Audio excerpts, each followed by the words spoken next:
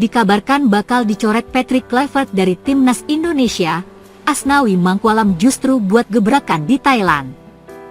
Patrick Kluivert akan membawa 27 pemain untuk menghadapi putaran ketiga kualifikasi Piala Dunia 2026 zona Asia.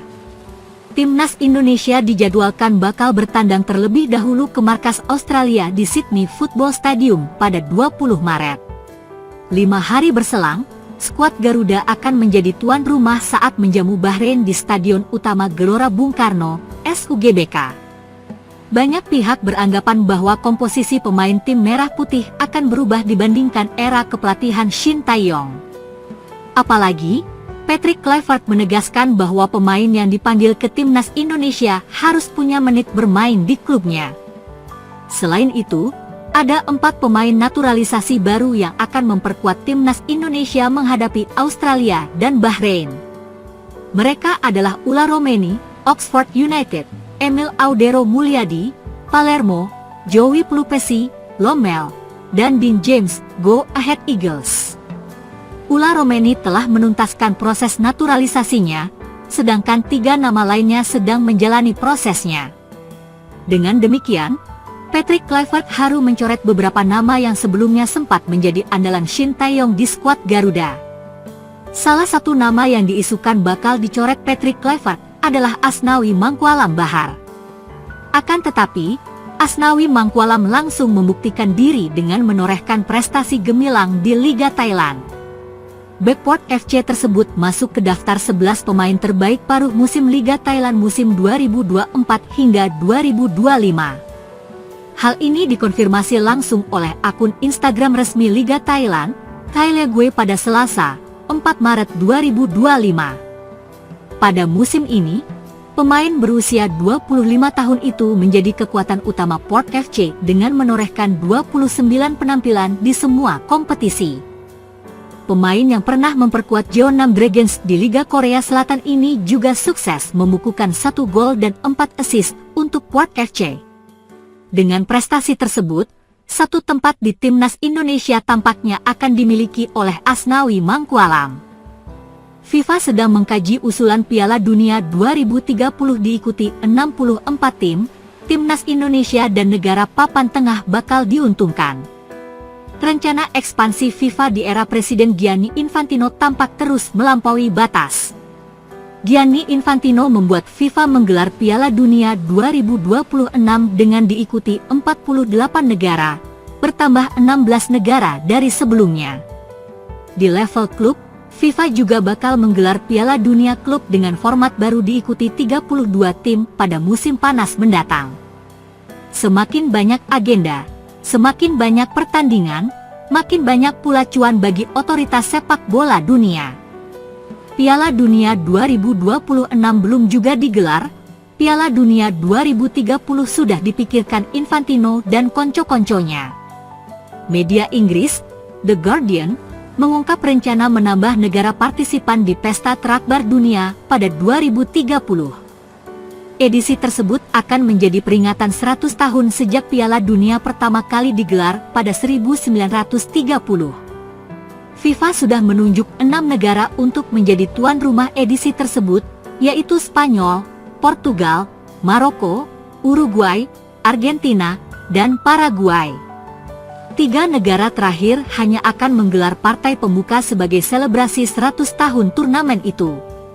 Jumlah peserta direncanakan bertambah dari 48 negara menjadi 64 negara. FIFA akan mempertimbangkan proposal untuk mengekspansi Piala Dunia 2030 menjadi 64 tim, tulis The Guardian. Gagasan itu dimunculkan saat rapat Dewan FIFA pada Rabu, 5 Maret 2025. Delegasi yang mengusulkan adalah Ignacio Alonso, Presiden Uruguay Football Association, PSSI Uruguay. Presiden FIFA, Gianni Infantino, menyetujui untuk membahas usulan itu lebih lanjut. Uruguay beserta tetangganya di Amerika Selatan tampak menginginkan menggelar laga lebih banyak, ketimbang hanya sekadar pembuka. Pertambahan jumlah peserta di Piala Dunia berarti makin mudahnya babak kualifikasi. negara papan tengah di benua Afrika dan Asia serta Oseania bakal diuntungkan. Di Amerika Selatan dapat berimbas dihapusnya babak kualifikasi, karena jumlah negara anggota CONMEBOL hanya 11, tulis The Guardian. Di Asia, Afrika, dan Oseania, ekspansi ini bisa jadi akan disambut positif, mengingat banyak negara akan lebih mudah merasakan debut Piala Dunia.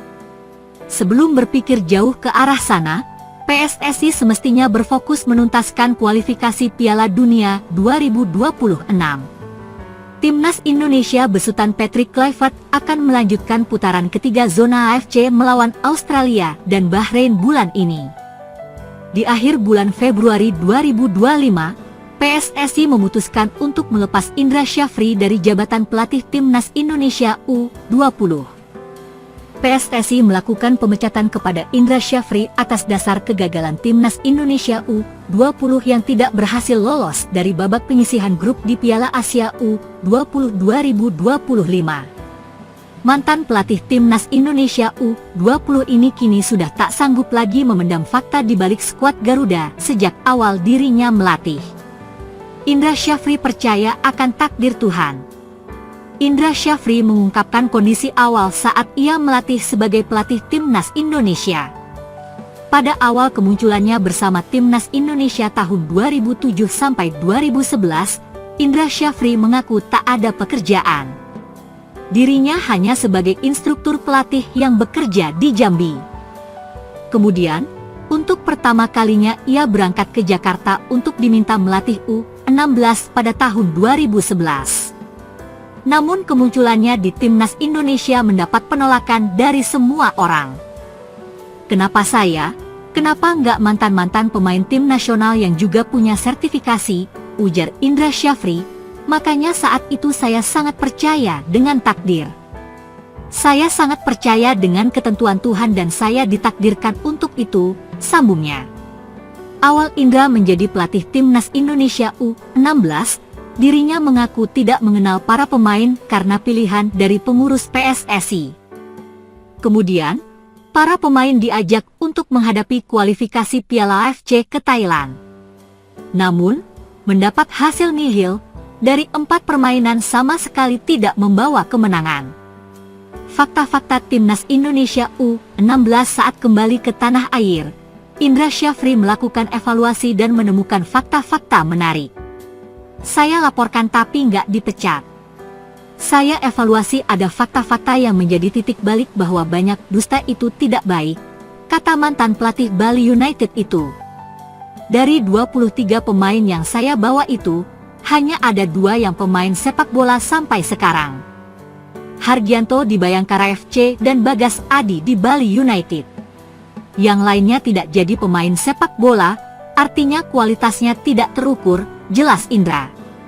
Selain itu, banyak pemain titipan.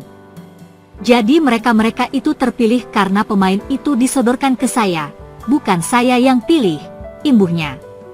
Setelah itu, saya bilang ke PSSI saya akan mencari pemain sendiri.